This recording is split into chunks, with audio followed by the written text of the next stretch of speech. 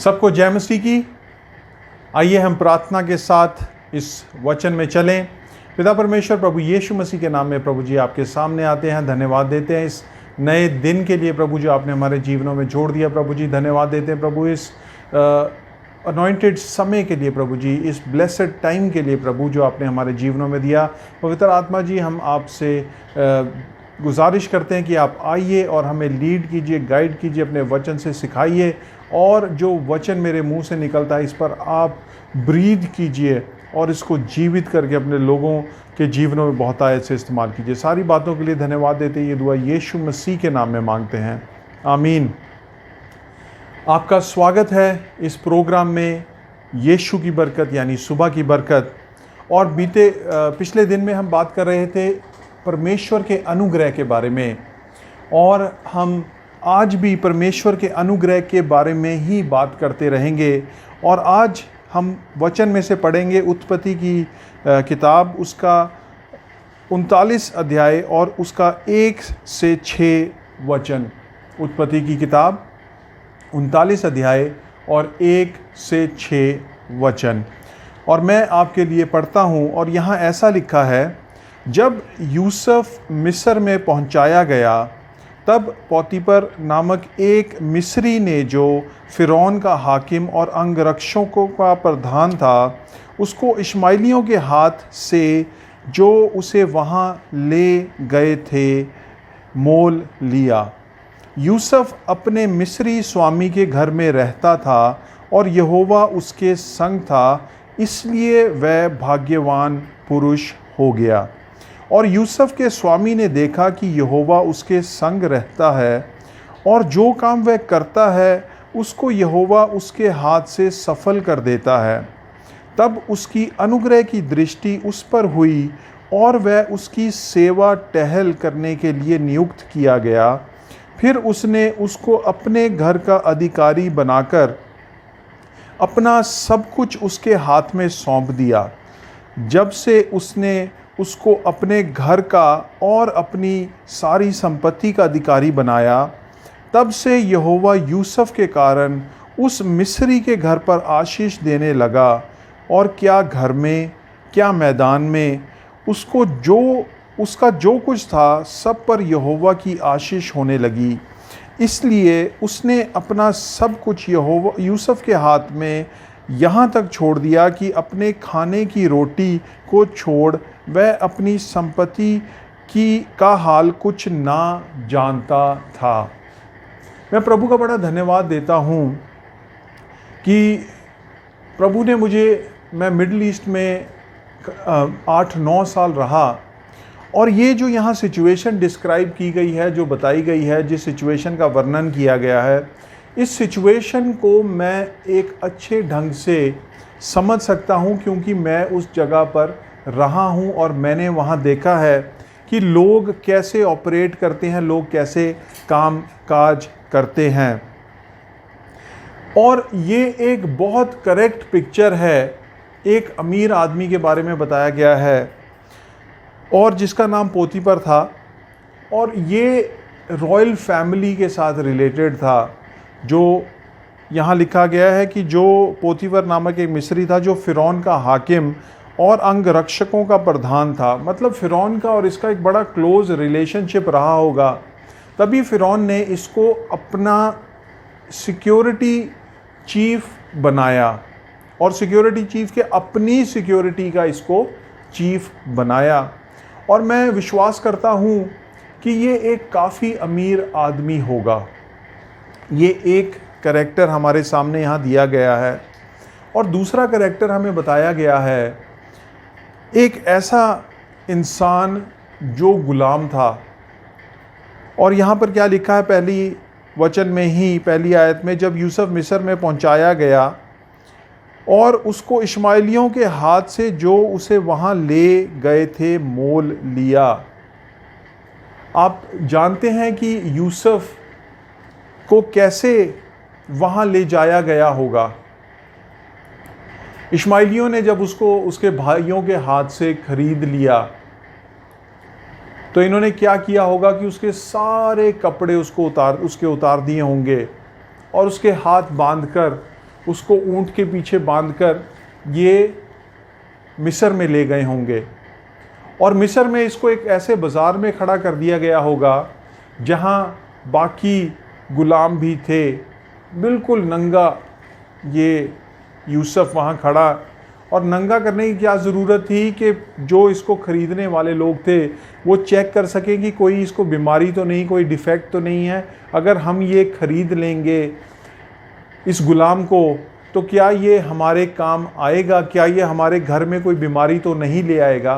तो ये एक तरीका था उस समय का, ये एक रिवाज था, और इसी रिवाज से हम ये अंदाज़ा लगा सकते हैं कि यूसुफ के साथ क्या ट्रीटमेंट की गई होगी। आप ऐसे इंसान के बारे में, हम ऐसे लोगों को देखते हैं, आज जब हम ह्यूमन ट्रैफिकिंग के बारे में सुनते हैं तो हमें ऐसे लोगों के बारे में, ऐसे लोगों के ऊपर बहुत तरस आता है। हम सोचते हैं पता नहीं किसने इनको बेचा होगा, क्या इनकी सिचुएशन होगी और कैसे इनको ट्रीट किया गया होगा। ह्यूमन ट्रैफिकिंग के बारे में हम जब भी पढ़ते हैं तो हम ये जानते हैं कि बहुत बुरी ट्रीटमेंट होती है, लोगों को मारा जाता है, उनको ड्रग्स देकर, उनको बेहोश करके, इधर से उधर ट्रकों के पीछे बंद करके भेड़ बकरियों की तरह इनको एक जगह से दूसरी जगह ट्रैफिक किया जाता है। और यही हालात उस समय के भी थे कि गुलामों की जो सोशल स्टेटस होता था वो सबसे नीचे होता था। ऐसे खरीदे बेचे जाते थे जैसे कि भेड़ और बकरियां। और यहाँ पर एक बड़ी अजीब बात लिखी है जो हम पढ़ते हैं, वो क्या है? और यहोवा उसके संग था इसलिए वह भाग्यवान पुरुष हो गया। इंग्लिश की बाइबल में जब हम पढ़ते हैं तो ऐसा लिखा है, the Lord was with him and he was a successful man, he was a prosperous man. एक गुलाम को बाइबल कहती है कि he was a successful man, he was a prosperous man. आज हमारी डेफिनेशन क्या है सक्सेसफुल मैन और प्रॉस्परस मैन की?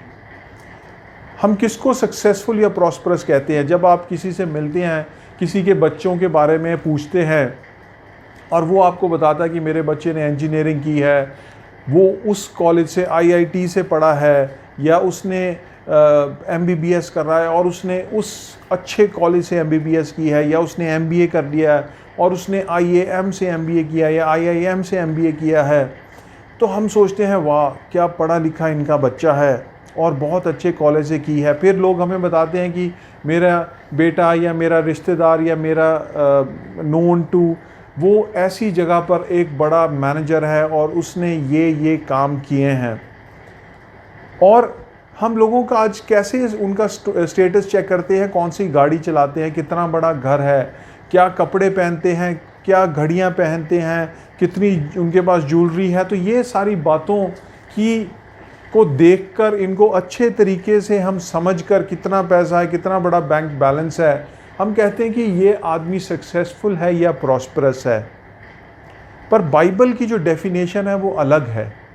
बाइबल हमें क्या बताती है? ये मैटर नहीं करता कि आपने कितना इकट्ठा कर लिया है, ये मैटर नहीं करता कि आपकी कितनी एजुकेशनल क्वालिफिकेशन है, ये मैटर नहीं करता कि आप कितने बड़े घर में पैदा हुए हैं। बाइबल के हिसाब से आप प्रॉस्परस तब हैं जब परमेश्वर आपके साथ है।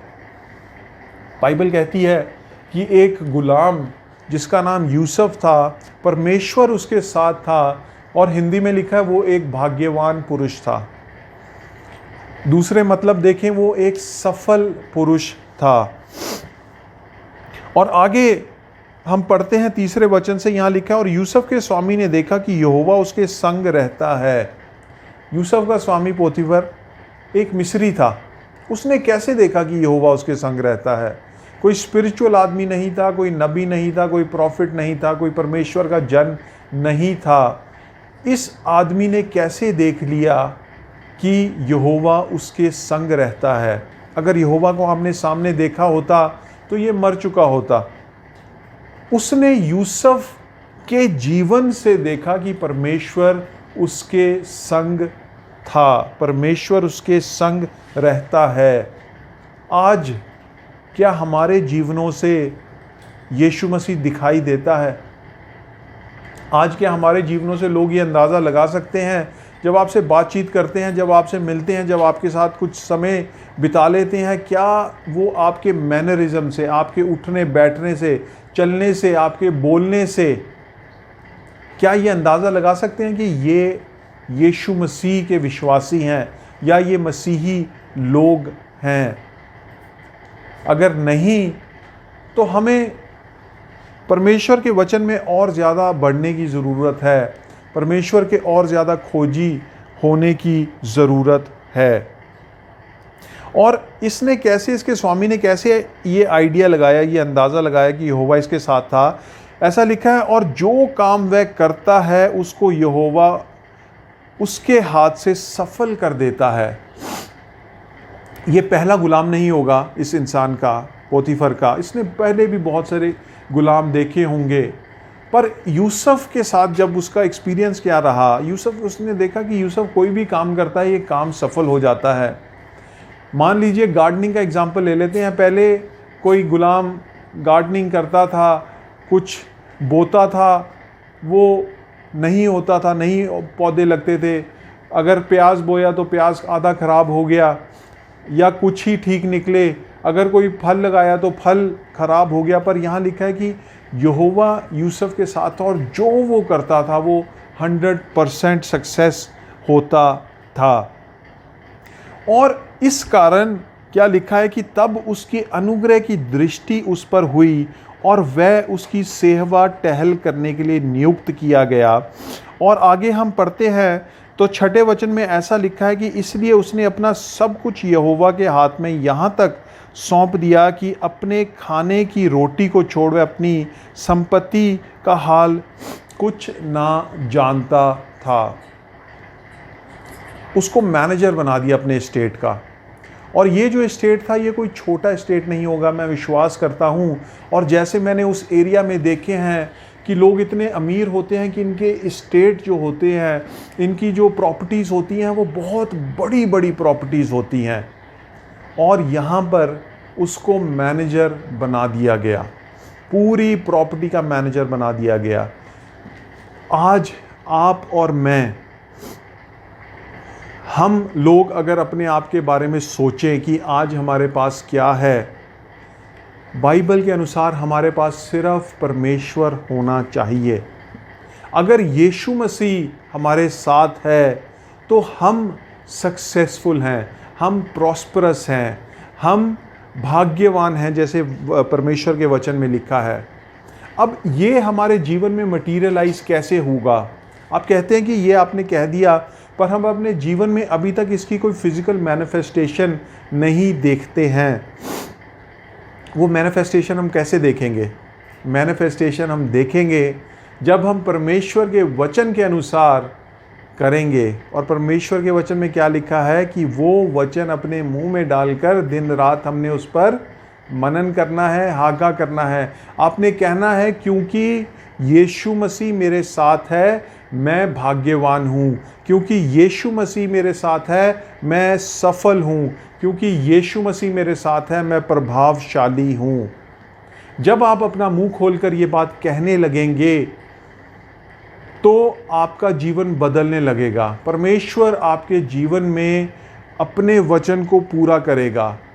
वचन में बड़े साफ तरीके से लिखा, मेरे भाइयों और बहनों, कि तब तू प्रभावशाली होगा और सफल होगा। कब? जब तू इस वचन को दिन रात इस पर मनन करेगा। जब मनन का क्या मतलब? मनन का मतलब है इसको अपने मुंह से बोलना। जब तू इस वचन के बारे में सोचेगा, जब तू इस वचन को अपने मुंह से बोलेगा, तब तू सफल और प्रभावशाली होगा। आज ज़रूरत है, आपने इस वचन को समझा है कि अगर यीशु मसीह आपके साथ है तो आप सक्सेसफुल हैं, आप प्रॉस्परस हैं। एक और वचन मैं आपके साथ शेयर करता हूँ। बाइबल में लिखा है रोमियो की पत्री में उसका 8 अध्याय और 31 वचन में, उसमें लिखा, अगर परमेश्वर हमारे साथ है तो हमारा विरोधी कौन हो सकता है? अगर परमेश्वर हमारे साथ है तो हमारा विरोधी कौन हो सकता है?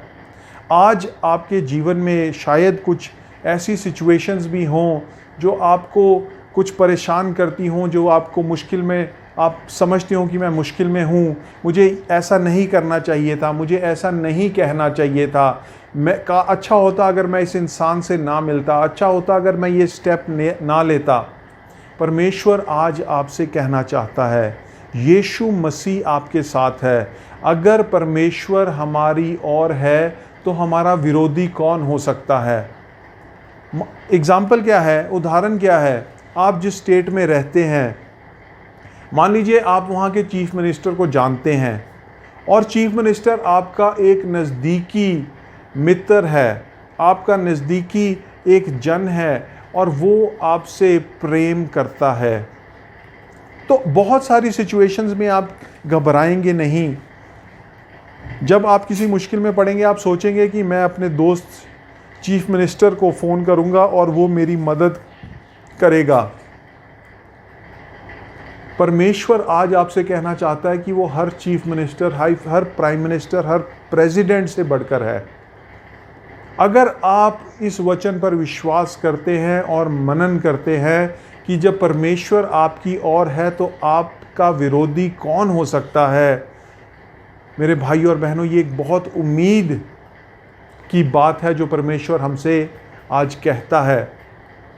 आइए हम धन्यवाद करें और इस वचन पर मनन करते रहें दिन और रात, और दिन में कई बार, कि परमेश्वर मेरे साथ है और मैं प्रभावशाली हूँ। परमेश्वर मेरे साथ है, मैं सफल हूँ। परमेश्वर मेरे साथ है, मैं भाग्यवान हूँ। और परमेश्वर का अनुग्रह मुझे चारों ओर से ढांपे रहता है, मुझे घेरे रहता है। उसके अनुग्रह रूपी ढाल मुझे घेरे रहती है। प्रभु आपको बहुत आशीष दे। आइए हम प्रार्थना करें। Hallelujah, hallelujah, hallelujah. पिता परमेश्वर, धन्यवाद देते हैं प्रभु आपके इस वचन के लिए। प्रभु जी धन्यवाद देते हैं प्रभु जी कि आप हमारे साथ हैं। हम धन्यवाद देते हैं, आपने कहा है मैं कभी ना तुम्हें छोड़ूंगा, ना कभी तुम्हें त्यागूंगा। हम धन्यवाद देते हैं प्रभु जी क्योंकि आप हमारे साथ हैं तो हम सफल हैं, आप हमारे साथ हैं तो हम प्रभावशाली हैं, आप हमारे साथ हैं प्रभु जी तो हम भाग्यवान हैं। हम धन्यवाद देते हैं प्रभु जी आपका। हम धन्यवाद के साथ ये दुआ यीशु मसीह के नाम में मांगते हैं, आमीन। प्रभु आप सबको बहुत आशीष दे। जय मसीह की।